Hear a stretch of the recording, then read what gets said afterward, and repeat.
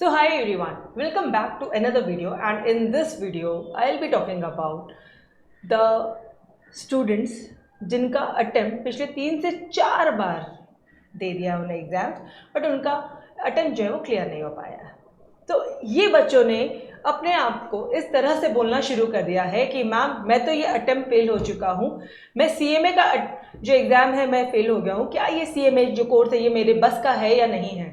रजा, एक चीज़ ध्यान रखना, आपका सिर्फ और सिर्फ अटेम्प्ट फेल आया है, ठीक है। सिर्फ पूरे लाइफ का, पूरे सीएमए की जर्नी का सिर्फ एक अटेम्प्ट फेल आया है। इट डजंट मीन कि आप फेल हो गए हो, सिर्फ एक अटेम्प्ट ही तो फेल हुआ है। दोस्त, देखने का नज़रिया थोड़ा सा चेंज करो ना, थोड़ी सी स्ट्रैटेजी चेंज करो ना, थोड़े से अपने एफर्ट्स में चेंजेस लेकर आओ ना। तो ये वीडियो एंड तक देखिएगा, ये वीडियो इन्हीं सारे बच्चों के लिए है। आप अपने आप को एक फेलियर डिक्लेयर मत करो दोस्त, सिर्फ एक अटेम्प्ट फेल हुआ है। उस अटेम्प्ट में शायद आपके एफर्ट्स प्रॉपर नहीं रहे होंगे, शायद आपने पूरी की पूरी अपने 100% मेहनत नहीं दी होगी, ठीक है। तो दोस्त, बिल्कुल भी जल्दबाजी में आप कोई भी ना एक इमोशनल डिसीजन मत लीजिए। रादर जितने भी आपके प्रीवियस अटेम्प्ट्स हैं उसका एक बार पोस्टमार्टम तो करिए कि क्या रीजंस हैं why your result is consistently fail, क्यों बार बार आपका रिजल्ट फेल्ड आ रहा है। एक बार पिछले अटेम्प्ट का पोस्टमार्टम करके तो देखो। हर एक सब्जेक्ट में अपनी मिस्टेक्स को आइडेंटिफाई कर रहे हो क्या आप, कि बस पर्टिकुलर सब्जेक्ट का पर्टिकुलर कोई चैप्टर या कोई एक कंसेप्ट जो हमें नहीं समझता है। मैम सारी चीज़ें समझती है, ठीक है। तो क्या सिलेबस कंप्लीट हुआ था? यस मैम, सिलेबस कंप्लीट हुआ था। तो क्या रिवीजन हुआ था? 1 डे बिफोर एग्जाम क्या रिवीजन हुआ था? यस मैम, रिवीजन भी हुआ था। क्या क्वेश्चन की प्रैक्टिस आपने की थी? क्या पेपर का प्रेजेंटेशन था? क्या अपने एग्जाम्स में टाइम मैनेजमेंट का आपको इश्यू तो नहीं आया था? क्या ये सारी चीज़ें अपने एनालिसिस की क्या? तो I want this analysis for each and every subject. एक बार आप करके देखो, आपको आपकी मिस्टेक्स पता चल जाएगी। और अगर मैं डिटेल में बात करूँ ना, तो जैसे कि मैं मेरे रेगुलर स्टूडेंट्स को बोलती हूँ कि रजा, क्या तुमने 1 डे बिफोर एग्जाम्स में एक दिन, एग्जाम्स के एक दिन पहले सारे के सारे चैप्टर्स आप रिवाइज करके गए थे? मैम सारे नहीं हो पाए थे। क्या 90% सिलेबस भी आपने रिवाइज किया था? और ये आप तभी कर पाओगे जब आपने 2 से 3 रीडिंग की होगी। 1 डे बिफोर एग्जाम सारे के सारे चैप्टर रिवाइज करना मजाक नहीं है। ये तभी पॉसिबल होता है जब वो बच्चा एकदम थॉरो होता है उस टॉपिक पे, है ना। तो अब वो थॉरो कैसे होगा? जब आपने साइमल्टेनियस रिवीजन किया था। तो क्या दोस्तों, अच्छा, बच्चों के माइंड में एक मिसकंसेप्शन है कि एक बार पूरा सिलेबस हो जाए फिर हम फर्स्ट रीडिंग शुरू करेंगे, फिर हम सेकंड रीडिंग। ऐसा कोई टेक्निक नहीं होता है। पढ़ाई करने का सही टेक्निक ही यही होता है राजा, कि जब आपका एक चैप्टर कंप्लीट हो गया ना, उसको 2 से 3 दिन बाद उस चैप्टर को वापस से उठा लेना, वापस से उसको रिवीजन करके उसमें इंपॉर्टेंट क्वेश्चन मार्क करके, कुछ चार्ट नोट्स बना के, कुछ फॉर्मुलेस की शीट बना के उस चैप्टर को फिर रख देना साइड में, एंड फिर अगले 3 दिन बाद में उस चैप्टर को वापस उठाना है। तो क्या आपने इस तरह से साइमल्टेनियस रिवीजन की थी? I am just throwing you the question, और इसके आई होप आपको सभी के सभी क्वेश्चन के जवाब आपको खुद को मिल जाएंगे, और आपके जो अटेम्प्ट है वो पास क्यों नहीं हो पा रहे वो भी आपको मिल जाएगा इसमें आंसर्स। क्या 1 डे बिफोर एग्जाम्स में आपने इंपॉर्टेंट क्वेश्चंस की मार्किंग की थी, कि पूरी की पूरी बुक रख दी कि भैया ये पूरे पूरे 70-80 क्वेश्चन हम सॉल्व करेंगे एक दिन पहले? आप सिर्फ 4-5 चैप्टर्स ही सॉल्व कर पाओगे एग्जाम के एक दिन पहले, अगर आपने ऐसे किया होगा तो बस 1 day before exam important question का मार्किंग होना बहुत ज़रूरी है। Plus being a practical subject, एक प्रैक्टिकल सब्जेक्ट में थ्योरी की इंपॉर्टेंस उतनी ही ज़्यादा होती है। प्रैक्टिकल सब्जेक्ट में फॉर्मूले शीट्स बनाना हर एक चैप्टर के लिए बहुत इंपॉर्टेंट होता है। तो क्या आपने ये सारी चीज़ें की थी? क्या आपने क्वेश्चंस की दोस्त लिख लिख कर प्रैक्टिस की थी क्या? राइटिंग प्रैक्टिस की थी क्या? पूरा का पूरा क्वेश्चन मैं यहाँ पे आपको सॉल्व करने नहीं पूछी, but I am just asking you one question. क्या आपने क्वेश्चन देखा और उसको खुद से सॉल्व करने की कोशिश भी की, स्क्रिबल किया, कैलसी में अमाउंट निकाले, क्रॉस चेक किया अपने आंसर्स, या सिर्फ और सिर्फ टिकड़ी की, ऑडिट किया? प्रैक्टिकल क्वेश्चन का भी बच्चों को मैंने ऑडिट करते हुए देखा है। Seriously wrong way to study, ठीक है, ओके। अच्छा, क्या आपका एग्जामिनेशन में जो आंसर आप प्रेजेंट कर रहे हो क्या वो वही स्टेप्स है जो इंस्टीट्यूट आपसे चाह रहा है? बिकॉज ये सारी आंसर प्रेजेंटेशन की टेक्निक्स हम लोग आपको रेगुलर क्लासेस में कवर अप करवा के लेते हैं। तो क्या आप वर्किंग नोट वाइज आंसर्स को सॉल्व कर रहे हो? बिकॉज हर एक वर्किंग नोट का अलग अलग मार्क्स होता है। क्या आप स्टडी ट्रैकर मेंटेन कर रहे हो दोस्तों कि फर्स्ट रीडिंग में आपको कितना टाइम लग रहा है, number of hours, second reading में कितने नंबर ऑफ आवर्स लग रहे हैं, थर्ड रीडिंग में कितना नंबर ऑफ आवर्स लग रहा है? क्या आपने सिलेक्टेड स्टडी की थी? दोस्त सही पूछना, सही बोलना कि आपने सिलेक्टेड स्टडी की थी। कोई रैंडमली यूट्यूब रिविजन एक फैकल्टी का कुछ समझ में आ रहा है, यूट्यूब रिविजन के थ्रू आप कर रहे हो, ऐसा कुछ किया था कि प्रॉपर क्लासेस लेके पढ़ाई की थी?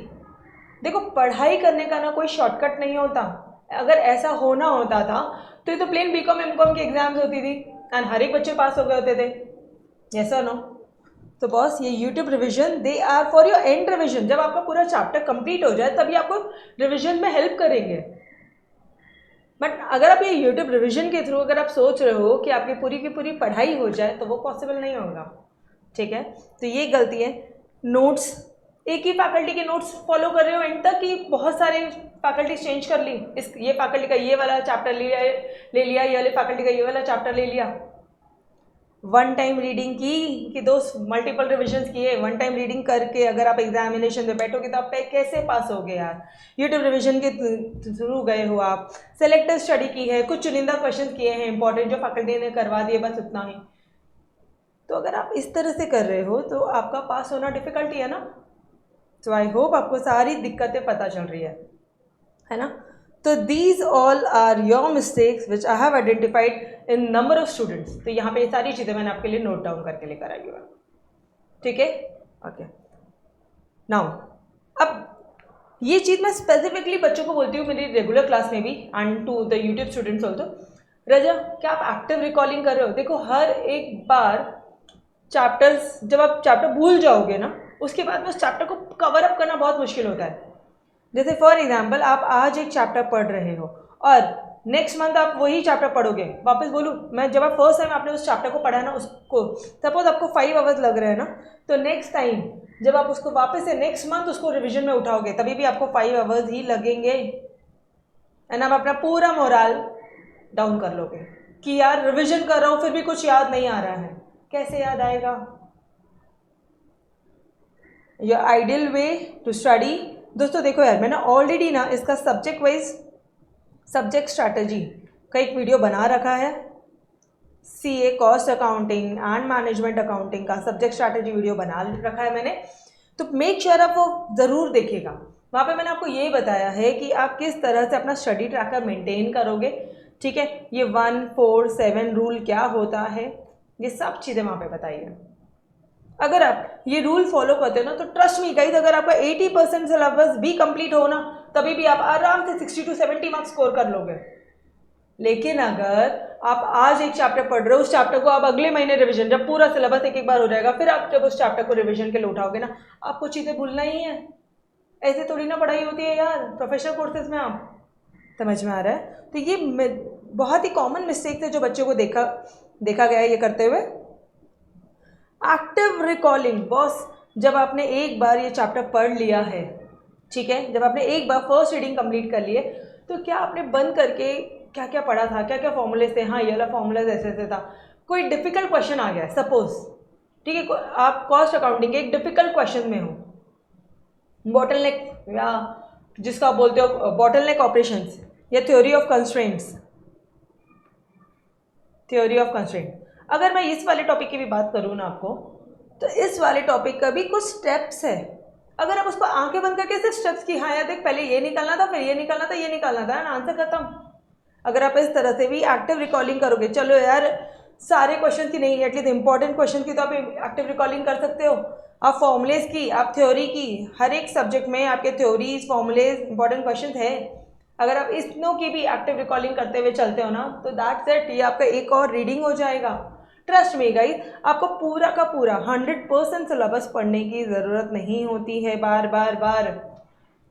आप 80% सिलेबस को भी अगर आप अच्छे से पढ़ते हो, लेकिन यस कम से कम 3 रीडिंग 1 4 7, मतलब एक फर्स्ट डे एक चैप्टर आप कंप्लीट कर रहे हो, 3 दिन 2 चैप्टर को भूलने के लिए, एंड वापस आप 4th डे वापस से उस चैप्टर को उठाइए। अगर आपने फर्स्ट रीडिंग में 10 घंटे लिए उस चैप्टर को कंप्लीट करने के लिए, तो ट्रस्ट मी यहाँ पे आपके जो आवर्स है ना ये 6 to 7 आवर्स हो जाएंगे। और फिर जो 7th रीडिंग है ना दोस्तों, यहाँ पे आप इस चैप्टर को एंड अप कर दोगे 3 आवर्स में। तो this is what is required in 1 day before exam. अगर आप इस तरह से 80% सिलेबस की भी रिविजन कंप्लीट करते हो ना, तो आप 1 शॉट पास हो गए, 1 शॉट। तो दोस्तों कई बार जब हम फेल हो रहे होते हैं ना, तो हमें ऐसा कई बार आपको ऐसा लगता है यार ये चीज़ें मेरे बस का है नहीं है, मैं कर पाऊंगा कर पाऊंगी कि नहीं, क्या चीज़ें होने वाली है दोस्तों। उस टाइम पे थोड़ा सा माइंडसेट चेंज करने की ज़रूरत है, थोड़ी सी अपनी स्ट्रैटेजीज को चेंज करने की ज़रूरत है, थोड़े से एफर्ट्स बढ़ाने की ज़रूरत होती है, ठीक है। से फॉर एग्जाम्पल आपके 30-35 मार्क्स, जितने भी मार्क्स आपने स्कोर किए होंगे, आपको 10 से 15 मार्क्स ही तो और बढ़ाना है, इतनों के लिए तो आपको पढ़ाई करनी है। तो why to go negative. Attempt fail हुआ है, आप फेल नहीं हुए, सिर्फ आपका वो अटेम्प्ट फेल हुआ है दोस्त। आपकी इस पूरी सीएमए की जर्नी का सिर्फ एक अटेम्प्ट फेल हुआ है। क्या पता अगला जो अटेम्प्ट है, जो आप छोड़ने की सोच रहे थे, वही अटेम्प्ट आपका हो। दोस्त एक चीज़ मैं बोलूँ, स्ट्रैटेजी आप एक बार चेंज करके देखो एंड अपना माइंडसेट थोड़ा सा चेंज करो। अपने आप पे सेल्फ नेगेटिव, सेल्फ डाउट्स लेकर आओगे तो फिर चीज़ें कैसे होगी यार, है ना। एंड अपने एफर्ट्स आपको इंक्रीज करने की ज़रूरत है। डेली बेसिस पे 20 मिनट, 30 मिनट, 15 मिनट आप सिर्फ अपना एक बेटर वर्जन बनते चले जाओ। किसी और से कंपैरिजन करने के लिए मैं यहाँ पे बोल ही नहीं रही हूँ। मैंने आपको ज़रूर वाईपीटी का ग्रुप बनाया है, मैंने ज़रूर इस वाईपीटी के ग्रुप को आपको मेरे टेलीग्राम चैनल CA_CS_प्रीति_भंडारी, यहाँ पे मैंने टेलीग्राम चैनल की लिंक प्रोवाइड की है। बट मैं आपको कहीं पे ये नहीं चाह रही हूँ कि आप जो है यहाँ से दूसरे को कंपेयर करोगे, अपने आप को दूसरे से कंपैरिजन करनी है। तो कंपैरिजन करोगे बट अपने आप से ही, सिर्फ अपना एक बेटर वर्जन हर दिन अपने आप को पुश करके 15 मिनट्स एक्स्ट्रा निकालना है, ठीक है। Now the only and only way to push the failure aside is to keep moving ahead। अब बस आगे बढ़ते जाओ, no matter what, कितनी भी सिचुएशन टफ आ जाए। दोस्त राजा भगवान आपको टेस्ट कर रहा है इस सिचुएशन में। अगर आप ये अटेम्प्ट छोड़ दोगे तो अगले अटेम्प्ट में सिचुएशन और टफ हो जाएगी, कोई नहीं आने वाला हेल्प करने के लिए। आपको खुद को ही वापस से उठना और खड़े होना है, ठीक है। आप इसको इग्नोर नहीं कर सकते यार, बल्कि आपको एनालाइज करनी चाहिए और इससे सीखना चाहिए कि ठीक है यार इतनी गलतियां हुई है मेरे से, बट अब हम ये गलती नहीं करेंगे। और बच्चों को बहुत बार मैंने ये भी देखा है कि ना, बहुत बार वो लोग एक्सपेक्टेशंस करते हैं कि यार मैम ऐसा हो गया मेरे घर में, वैसा हो गया, मैं दिन भर जॉब कर रहा हूँ बट घर पे आके वापस से मुझे सारे काम करने वाले। अच्छा तुमको ही करना है, अभी करोगे वेल एंड गुड, बाद में सिचुएशन और टफ हो जाएगी और फिर तुमको टफ सिचुएशन में करना पड़ेगा। सो सिंपल रूल, लेस, बहुत ही कम एक्सपेक्टेशन रखो आप दुनिया से, बहुत ही कम डिसअपॉइंटमेंट्स होंगे आपको, ठीक है। If you are unable to do it today, it will get tougher later, toughest later. Either revise it in this attempt or God will make you revise in the upcoming attempts. एक ही बार में पढ़ लेते ना यार, एक ही बार में 3 रीडिंग कर लेते ना, एक ही बार में ये 147 की जो टेक्निक्स मैंने आपको सब्जेक्ट वाइज स्ट्रैटेजी की वीडियो में बताई है, उसको एक ही बार कर लेते ना। बार बार क्यों पढ़ना है सेम चीज़। अगर आप नहीं पढ़ोगे, अगर आप एक ही अटेम्प्ट में 2 से 3 बार रिवाइज नहीं करोगे, तो ऊपर वाला आपको रिवाइज करवा देगा अटेम्प्ट्स लगा के। चॉइस इज योर्स, ठीक है। If situations are tough, again same answer, अभी, अदरवाइज कभी नहीं। दोस्त आई कैन ट्रूली फील यार, आपको एंशियस हो रहा है, स्ट्रेस हो रही है, आपको डिप्रेशन हो रहा है, एंग्जाइटी हो रहा है, तो एक काम करते हैं ना, हम एक रियलिस्टिक टारगेट बनाते हैं ना कि हम सिर्फ डेली बेसिस पे हमें 12 घंटे पढ़ने हैं। मुझे सिर्फ इस 1 घंटे में, अगले 1 घंटे में मुझे सिर्फ इतना पढ़ना है। मेरा सिर्फ 1 घंटे का टारगेट ही रेडी रखती हूँ ना मैं। ये सब क्यों होता है पता है? क्योंकि आप अपने अनरियलिस्टिक टारगेट्स बनाते हो, क्योंकि आप अपनी कैपेबिलिटी के हिसाब से नहीं सोचते हो। आपका फोकस होना चाहिए आपके एफर्ट्स पे and the things which are in your control. जो चीज़ें आपके कंट्रोल में हैं, आप उसी पे ही सोच सकते हो, उसी पे ही आप काम कर सकते हो। जो चीज़ें आपके कंट्रोल में है ही नहीं, कि फॉर एग्जाम्पल मैं अगर आज पढ़ना शुरू करूँ नहीं करूँ, आगे रिजल्ट क्या आने वाला क्या नहीं आने वाला, राजा क्या वो आपके कंट्रोल में नहीं है ना, तो छोड़ दो उस चीज़ का टेंशन लेना। सिर्फ अपने कर्मों पे भरोसा तो रख एंड डेली बेसिस पे जो भी आप चीज़ें पढ़ रहे हो ना राजा, प्लीज़ उसको एक बार अपने ऊपर वाले के चरणों पे समर्पित कर देना कि ये आज मेरे दिन भर के कर्म थे, आपको जो देना है आप मुझे दे दीजिएगा। आप एक बार ये करके देखो, ट्रस्ट मी, आपकी चीज़ें चेंज होने लगेगी, क्योंकि फिर आप सिर्फ अपने कर्म पे भरोसा रखोगे, आप सिर्फ अपने हार्डवर्क पे भरोसा रखोगे। ठीक है, तो आई बिलीव मैंने आपको सारी चीज़ें बता दी हैं। एंड कई बार यार बच्चे, मेजॉरिटी जितने भी बच्चे डिप्रेशन, एंग्शियस रहते हैं, स्ट्रेस रहता है उनको, ये सिर्फ और सिर्फ उन चीज़ों के कारण रहता है because you know they over think a lot. वो लोग उन चीज़ों के बारे में सोचते हैं जिस पे उनका कंट्रोल ही नहीं है।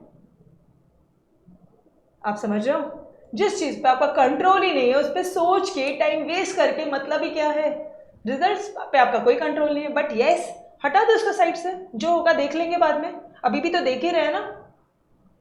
तो एक बार और, बट अगर आप रिजल्ट का टेंशन लोगे तो आप अपना 100% नहीं दे पाओगे, आप अपना एफर्ट्स 100% नहीं दे पाओगे।